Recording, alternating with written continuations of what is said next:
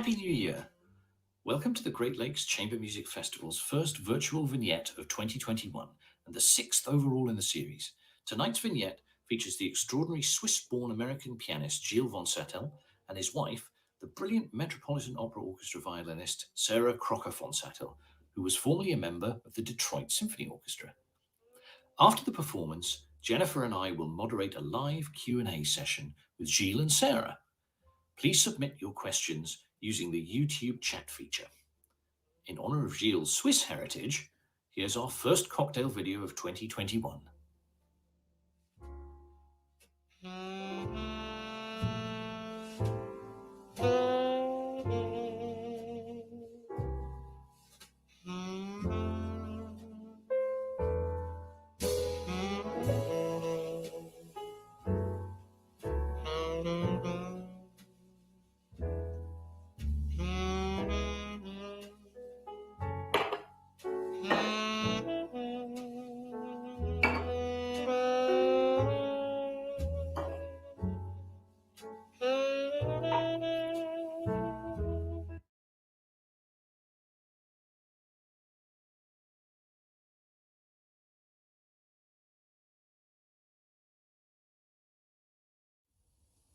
Hello, and welcome to the first virtual vignette of 2021.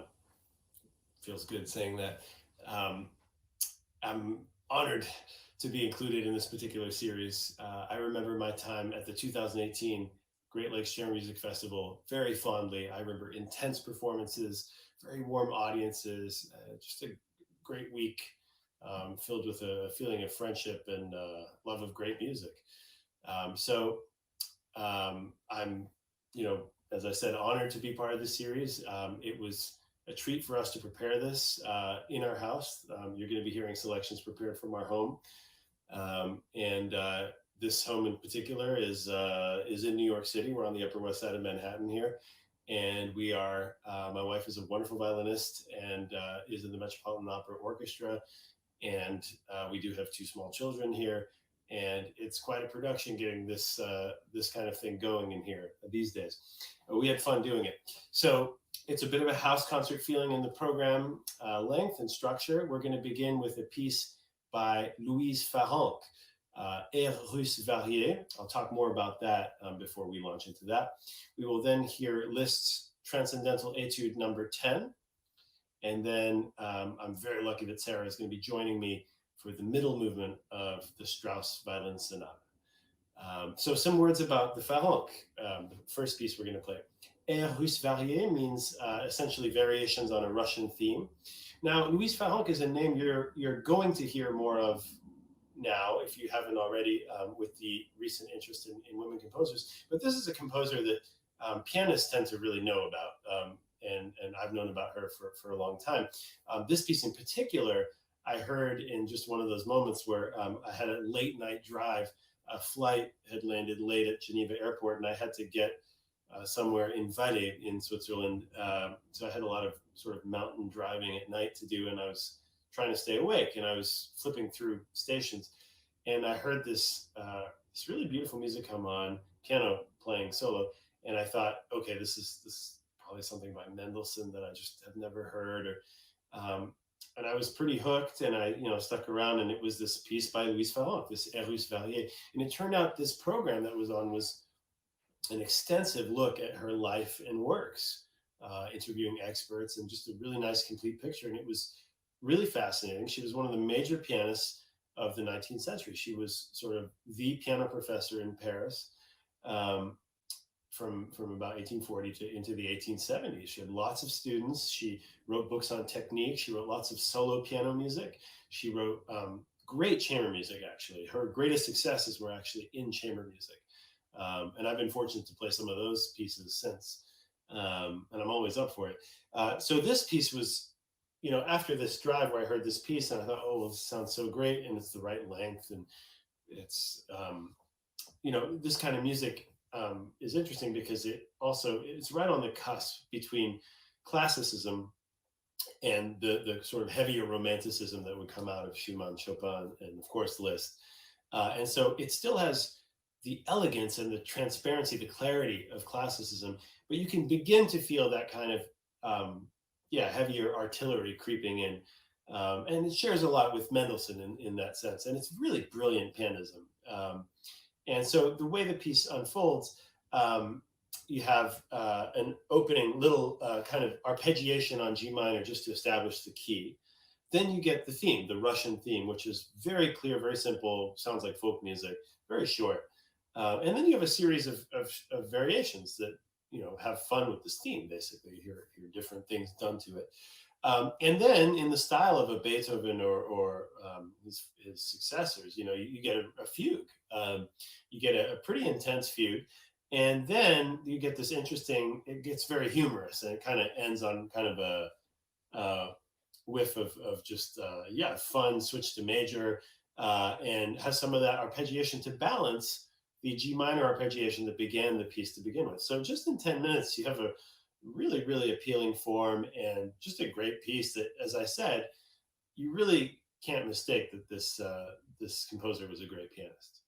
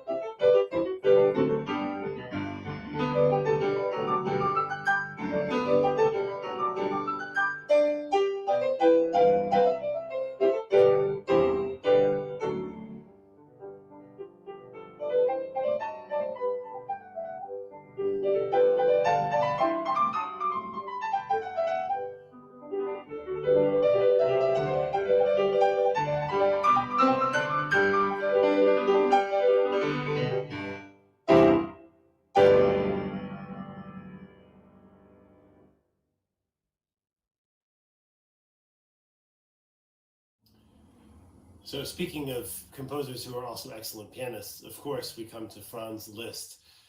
The piece I'm going to play for you now is from the famous Transcendental Etudes or Studies, which, if you look it up, they're written in 1851. However, it's really interesting. Liszt actually began a set of studies when he was 13 years old, and some traces of that original version even can be found in the final version sort of 1851. There's even another version of Grandes Etudes from 1838. So he was always working on this and revising it, this body of work, and his pianism was getting modified and refined and simplified, made more effective, as also the pianos of the day were changing, just technologically.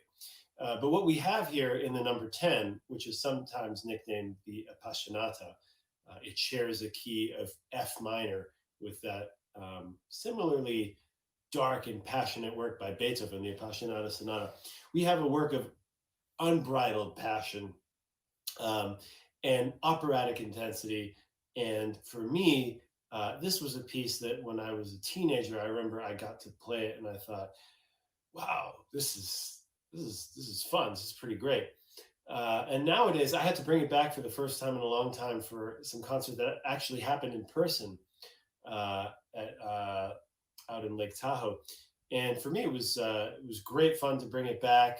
Having played a lot of Liszt's music in the ensuing years, I'm a big fan of Liszt.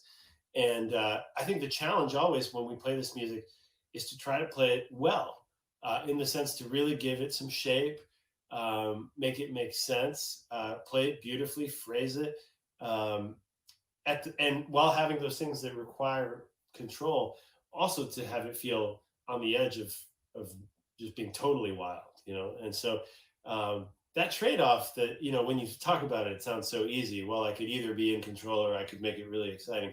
In practice, when you're dealing in the heat of the moment with this level of, it's technically speaking and physically speaking, so pushed what the composer is asking for you as a pianist, that trade-off becomes something that you're living, kind of like you feel like your life is on the line in that trade-off. So please enjoy Transcendental Etude number 10, sometimes called the Appassionata.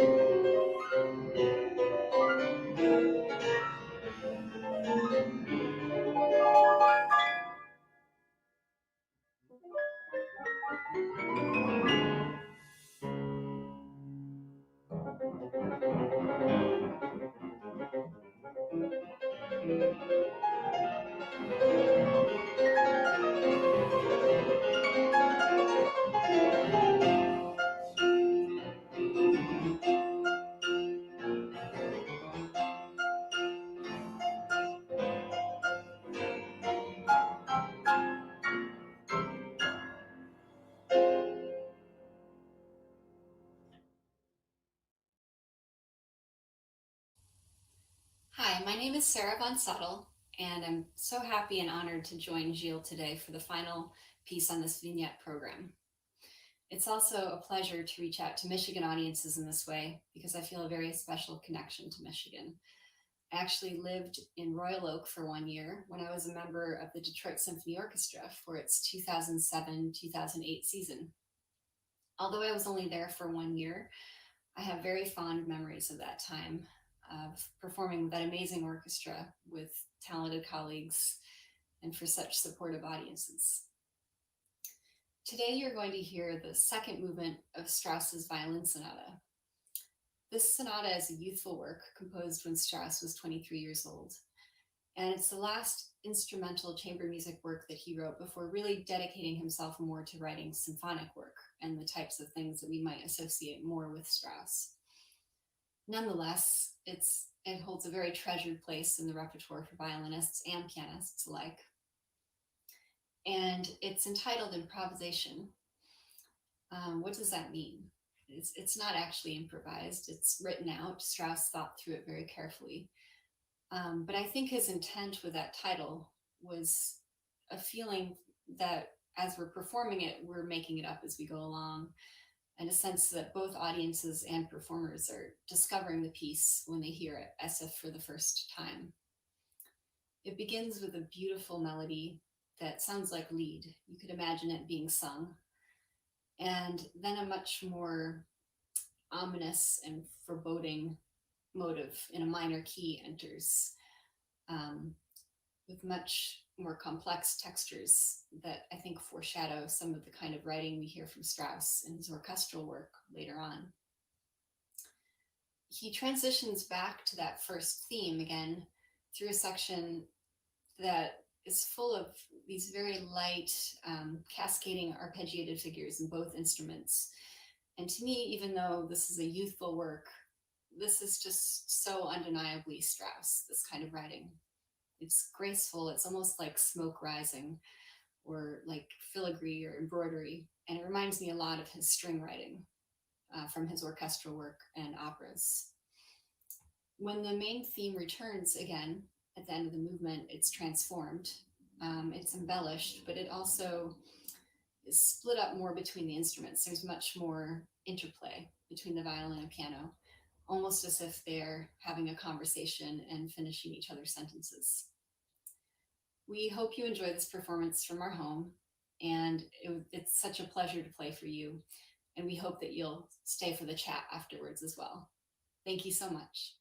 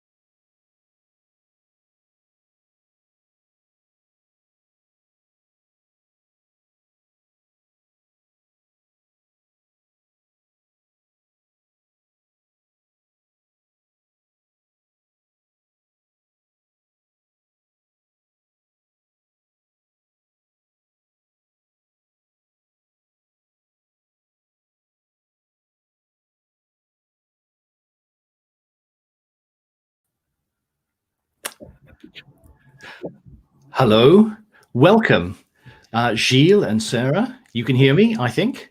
Yes, we can hear you. Great. Fantastic, fantastic. Welcome to everybody. I just have to say that was an absolutely wonderful program that you put together for us. Thank you so much. And we're going to talk a little bit more about that in a second. But first, for our virtual audience, they're not virtual in any way. They are real people. All mostly in Michigan, I think. If you'd like to ask a question, you need to have a YouTube account, be logged in, and then type your question into the YouTube chat feature. That's what we need to do. I can see already. Jen is here too, and she's monitoring another computer. It's like Wolf Blitz's situation room, isn't it? Here, basically, so we need to have a little, like a ticker or something, maybe. But she's got some questions lined up. But first of all, we want to take the opportunity to chat to you ourselves. Sarah, that was just wonderful. The Strauss, absolutely great. We've had an evening of sort of perfumed romanticism. Absolutely. One question that occurred to me as soon as you started playing that, how many Strauss operas have you played now at the Met? Have you done them all? Gosh, I have not done Ariadne personally. Right. I've done pretty much everything else. Yeah. Which is your favorite? I love Die Frau ohne Schatten, which we were supposed to have done the season, actually. And I hope we get to do that soon. Yeah, I hope so too. I hope so too. And Gilles, do you get much opportunity, pre-pandemic and one hope post-pandemic to get along to the Met? Are you able to score tickets? I do. I'm an addict, a Met addict, actually. It's sort of the kind of thing where if you've had experiences, as a student, I used to get nosebleed seats at the Met when I was at Juilliard and at Columbia. And then I realized, of course, it's nice to be at the Met, but if you can get those seats that Sarah sometimes gets where you're right up there, and something like Die Frau ohne Schatten is happening right in front of you, and you're in that orchestra sound world and with the voices, and there's really nothing quite like it. And it's a bit addictive, and I tend to go quite a lot when I can now. Yeah. And Sarah, without going into too much detail, it's painful for you, I'm sure, and for everybody. Do you expect to be back sometime this year? I mean, we've been seeing various bits of news from Dr. Fauci about performances possibly starting in the fall. I don't know. That is the hope. I mean, the hope is that we can start our season in fall, September of 2021. Hopefully the vaccine rollout continues smoothly, and people will feel safe being in a theater at that time. So we're just keeping our fingers crossed. Absolutely.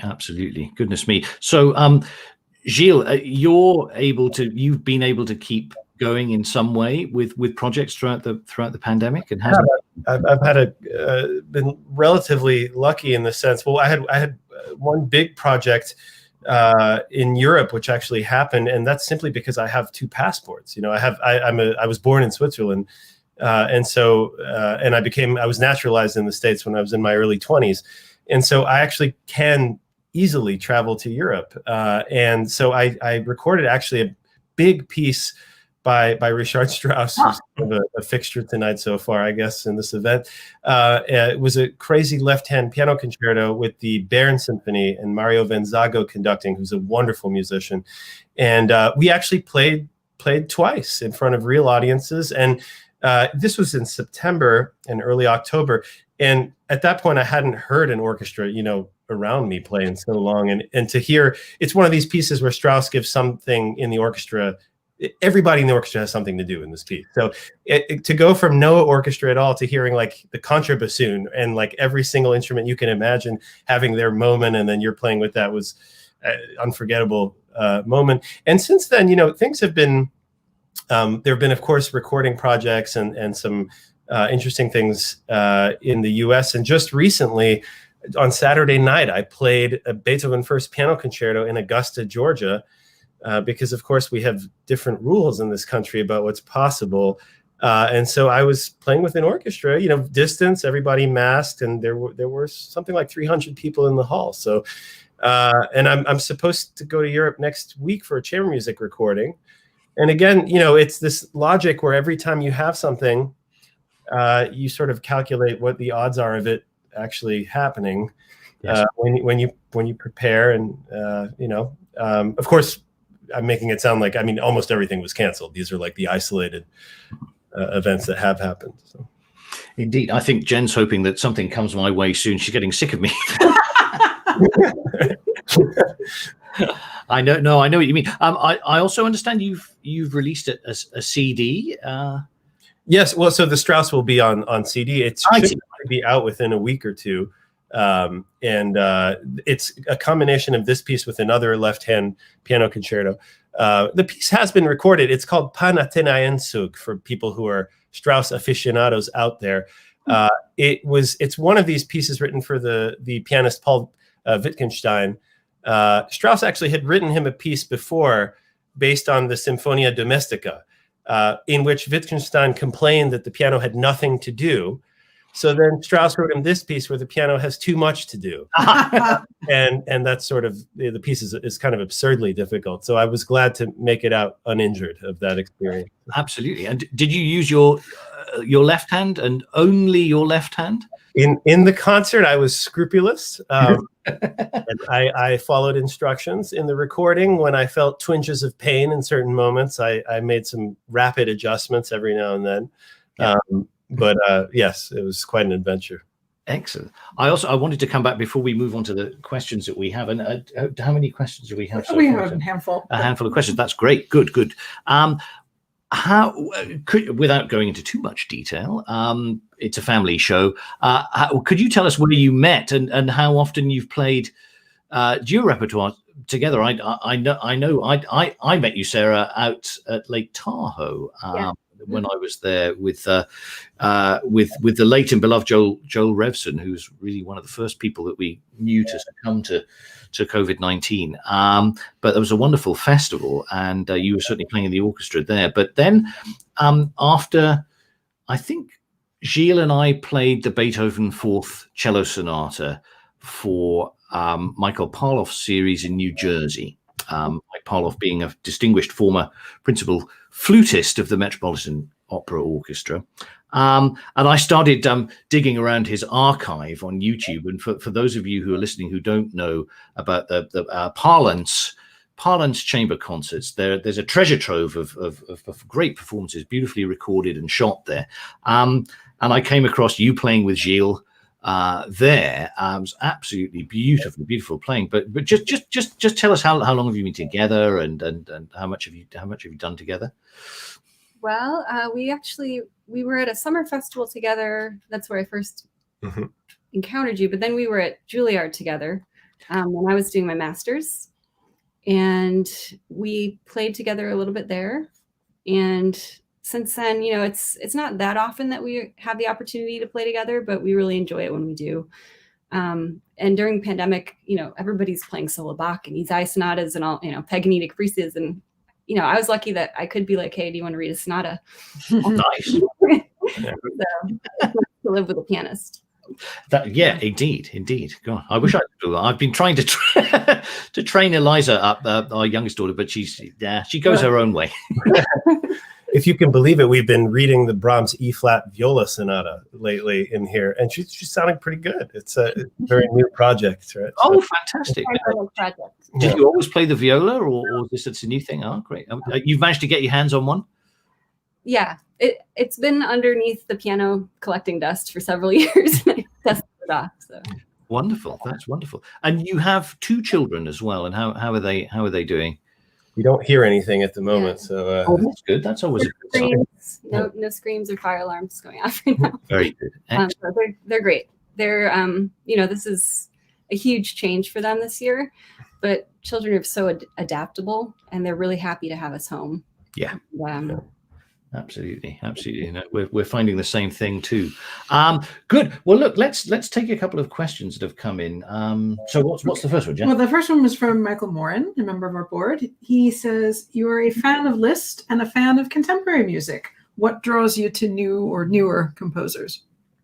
Well, I think the same spirit, revolutionary spirit in Liszt of finding what's possible and discovering new ideas, which Liszt is, it's all over his sort of musical DNA is to try to find new ways of doing things.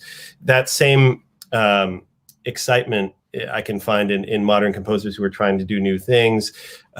Extended techniques, for example, is a great example. Some pianists will, and some musicians will roll their eyes a little bit at extended techniques and think, oh, here we go, we're destroying the instrument again.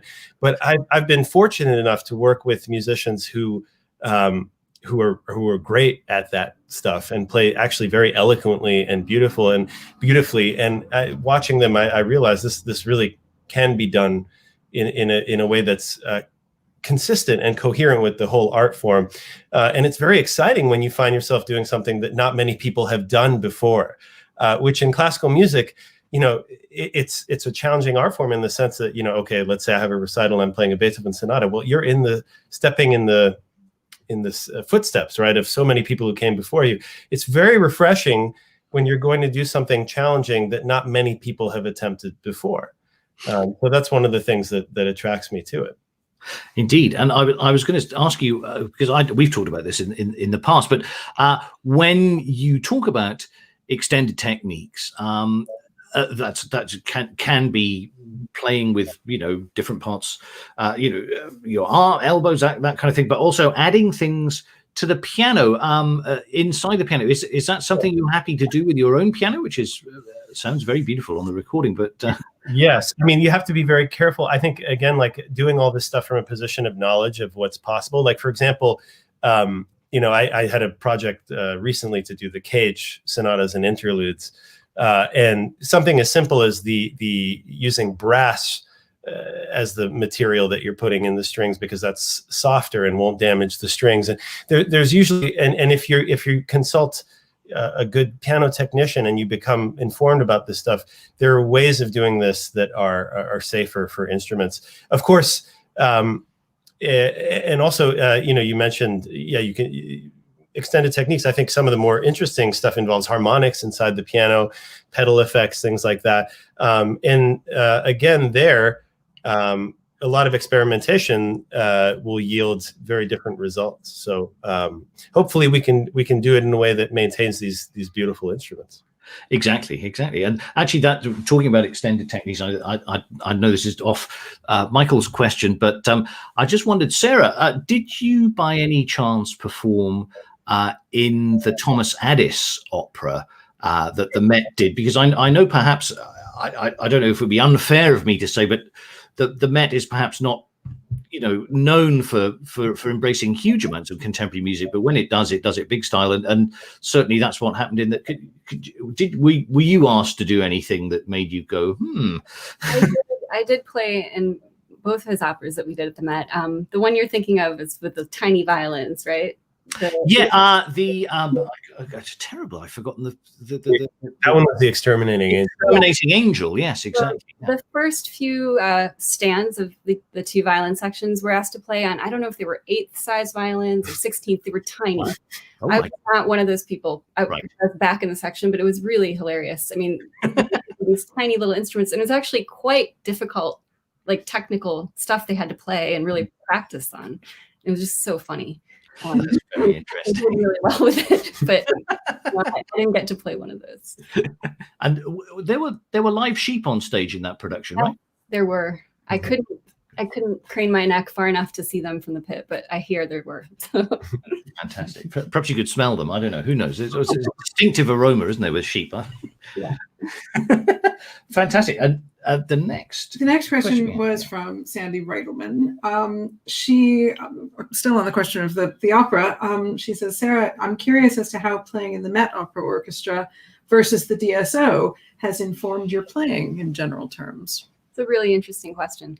Well, first of all, they're both such phenomenal orchestras, and my experience in the DSO was incredible, and I learned so much from the people around me and the sound around me in that beautiful hall.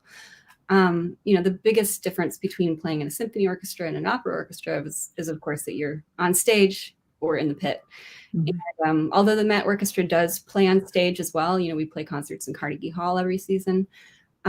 We really are often quite hidden visually, and we also we're really following the singers in a way that's very flexible, and it's really chamber music in a way. Like any great orchestra has that flexibility and that ability to turn on a dime and just go with what happens in a moment. But I feel like in an opera orchestra, more things like that happen. There are more surprises thrown at you. And I love that about playing an opera. And it was something when I first joined the orchestra, something would happen in a performance and everybody around me would just get it. And I was just like, that's amazing that, they just all know this well enough to know what to do in that situation. It's really something that takes years for an ensemble to build. It really is giant chamber music, actually, amongst any symphony orchestra really in the world. I've always felt that listening to the opera orchestra.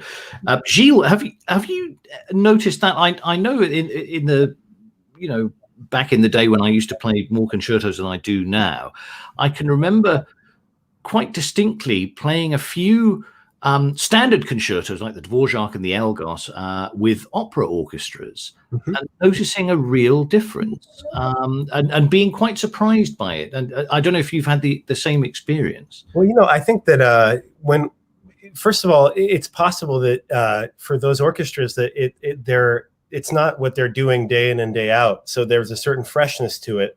And it's therefore has a very different feel for them. There is definitely a sense when you play standard repertory with orchestras, with great orchestras especially, they've been there and done it, and it's great. And it's sort of like, oh, you do something different there, okay, And with the I think with an opera orchestra that's having a concert experience on stage, outside the pit, there's definitely that freshness, and of course, we like to say, that everything in a way is chamber music in the sense of how we listen to each other. And I think that is from the listening to the breathing of the singer to the individual timings.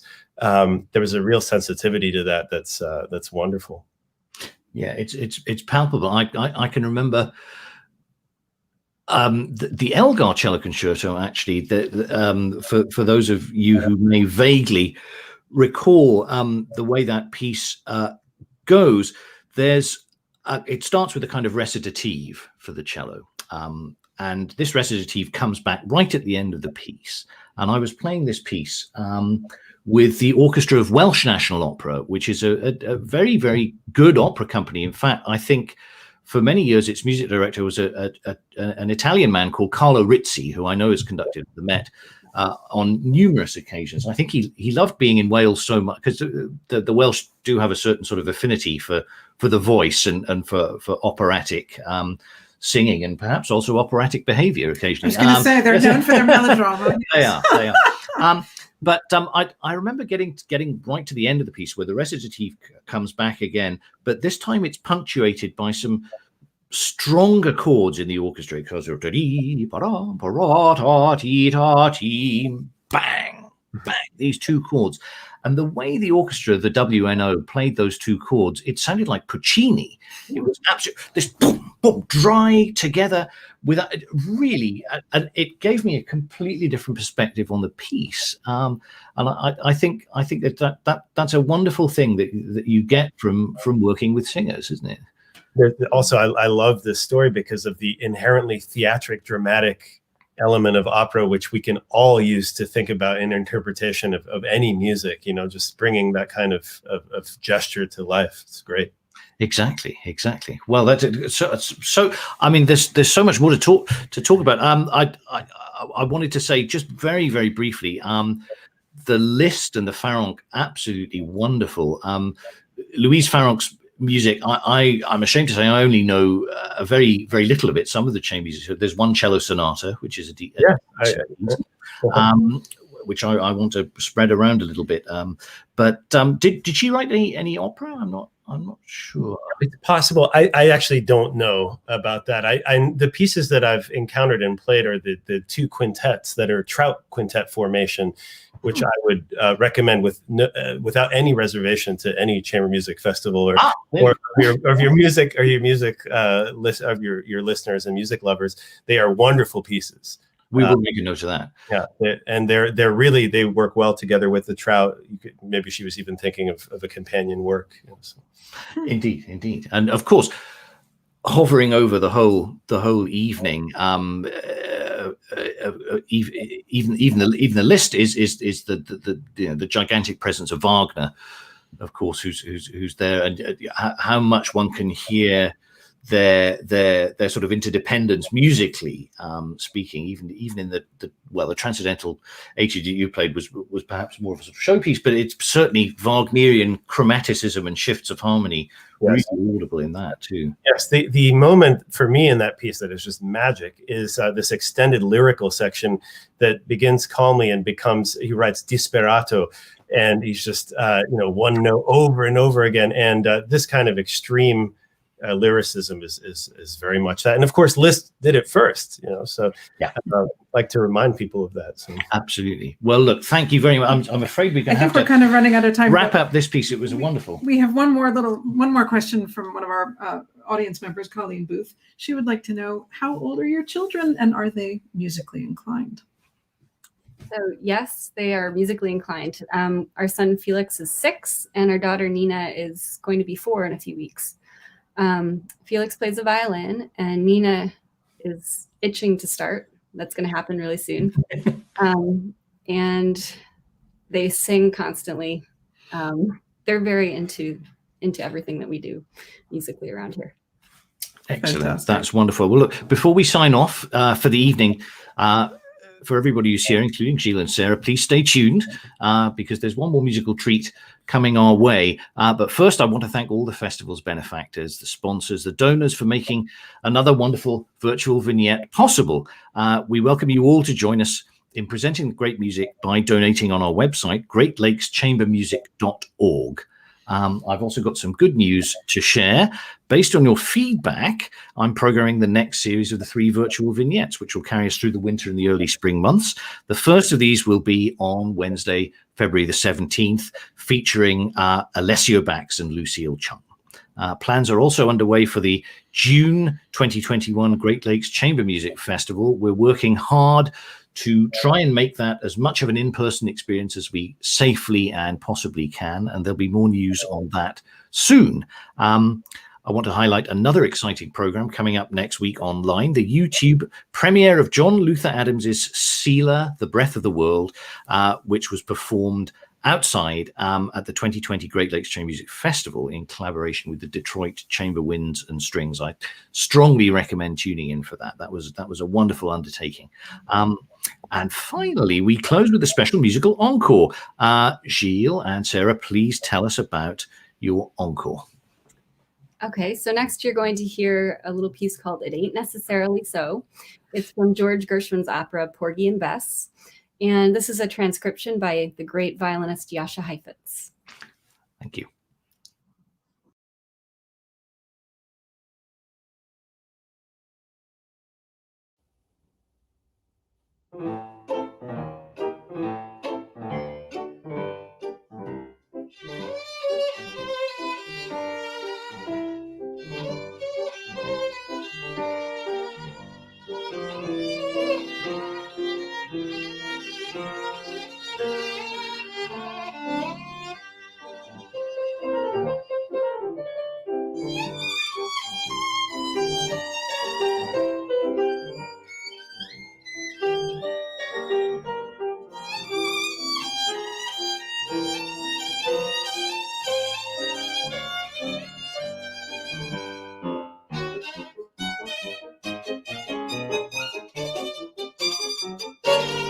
Thank you.